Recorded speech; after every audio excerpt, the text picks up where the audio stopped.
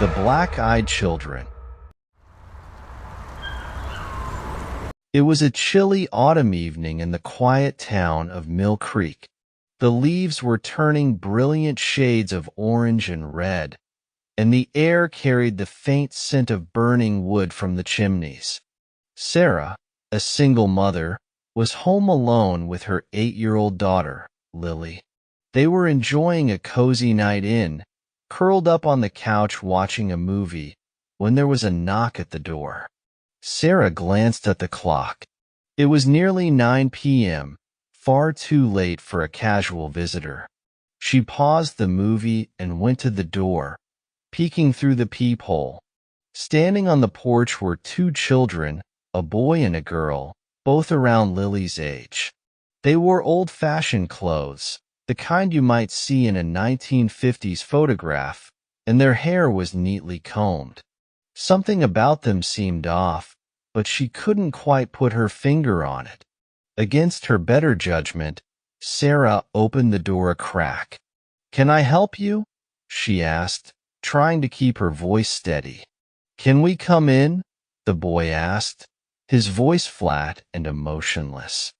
"We need to use your phone." Sarah's unease grew. There were no phones in sight, no technology whatsoever. "Where are your parents?" she asked, glancing behind them into the darkness. "They'll be here soon," the girl replied, her tone equally devoid of emotion. "Can we come in, please?"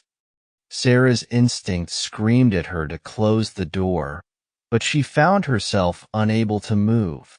Her eyes were drawn to the children's faces, and it was then that she noticed their eyes. They were entirely black, no whites, no irises, just deep, dark voids. "Mommy!" Lily's voice broke the trance. She had come to the door, her eyes wide with curiosity. "Who are they?" Sarah snapped out of her daze and pushed the door shut. "No, you can't come in. You need to leave," she said firmly, her heart pounding. The children didn't move. They simply stood there, staring at the closed door. "Please let us in," the boy repeated, his voice now more insistent. "We can't come in unless you invite us." Sarah locked the door and pulled Lily close. "Go upstairs and lock your door," she whispered urgently. "Do it now." Lily obeyed, sensing the fear in her mother's voice. Sarah grabbed her phone and called the police, her hands shaking. She explained the situation as best she could, but by the time she hung up, the children were gone. The police arrived shortly after and searched the area, but found no trace of the children. They assured Sarah that it was likely a prank, but she knew better. There was something unnatural about those children, something that didn't belong in this world. Over the next few days, Sarah couldn't shake the feeling of being watched. Shadows seemed to move just out of sight, and she often felt a chill in the air, even when the windows were closed. Lily began having nightmares about the children, waking up in a cold sweat, screaming that they were trying to get in. One night, Sarah was awoken by a soft tapping at her bedroom window. She sat up, her heart racing, and saw the black-eyed children standing outside, their faces pressed against the glass. They were smiling, but it was a smile devoid of warmth or humanity. "Let us in, Sarah," the girl said, her voice muffled by the glass. "We just want to play."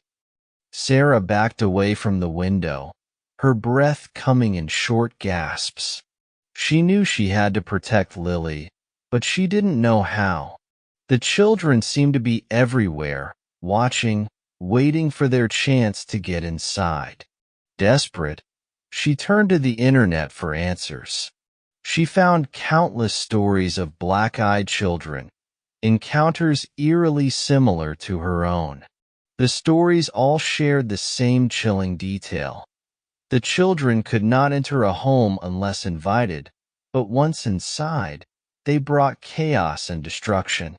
Sarah knew she had to find a way to keep them out. She hung crucifixes and sprinkled salt around the doors and windows, hoping the old superstitions would hold them at bay.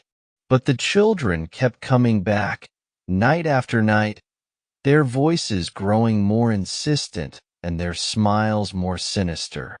One night, Lily woke up screaming, and Sarah rushed to her room.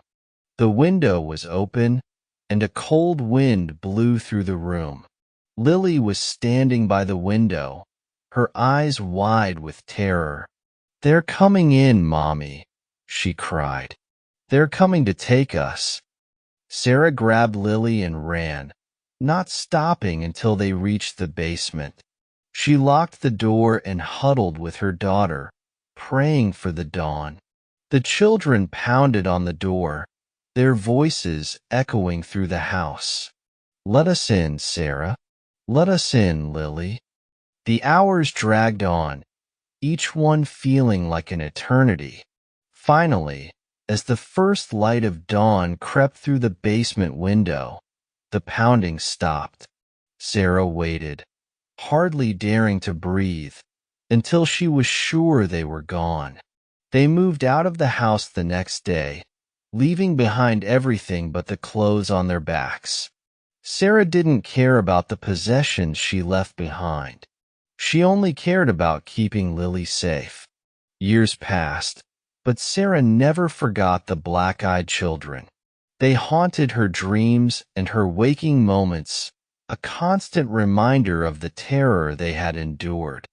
She never spoke of them to anyone, fearing that speaking their name would bring them back.